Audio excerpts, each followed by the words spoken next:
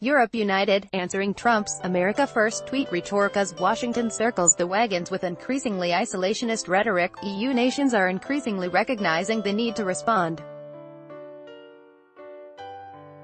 EU members, noting the increasingly isolationist rhetoric of the administration of U.S. President Donald Trump, are moving to unify policy and sentiment, as pointed to by the recent exhortations of German Foreign Minister Heiko Maas, who, in an earlier speech in Berlin, stated that the bloc must change its own mentality, in a time when the world needs more Europe, not less Europe. In a fiery speech, Maas observed that, under Trump, global relationships fostered over decades are being erased in the time it takes to write a tweet, in reference to the U.S. president's habit of making wide-ranging statements on U.S. and foreign policy by use of a social media platform.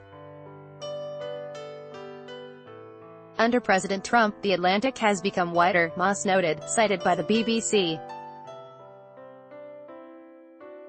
The German foreign minister called for EU member nations to increase cooperation, asserting that the U.S. administration overtly calls our values and interests into question, said to be partly in response to Trump's sudden withdrawal from a previously agreed-upon G7 statement of unity last week. Maas, taking a more vigorous pro-EU tone, suggested that the bloc bundle its strength, and that Berlin engage in radical closing of ranks, with Paris as a means to counter increasing right-wing and nationalist political movements within member nations that are threatening governments with becoming radicalized by nationalism, populism and chauvinism. EU observers were quick to note the shift in the top German official's manner.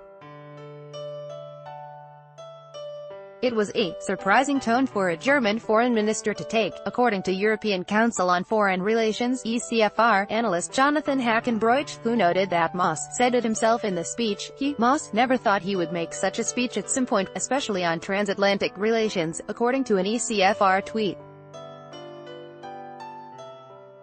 Maas also floated an EU minimum wage as a means of limiting unemployment levels in member states bordering the Mediterranean Sea, and went so far as to propose the equalization of corporate taxes across the economic bloc, a move with widespread popular support but viewed as political poison by multinational corporations operating in Europe. The increased anger in the German foreign minister's speech is said to be in line with his support for the policies of his boss, Chancellor Angela Merkel, currently locked in a profound political struggle to reach consensus within the Reichstag and the EU on immigration and the European Stability Mechanism, two hot-button topics seen by many as driving a wedge between the bloc's member states.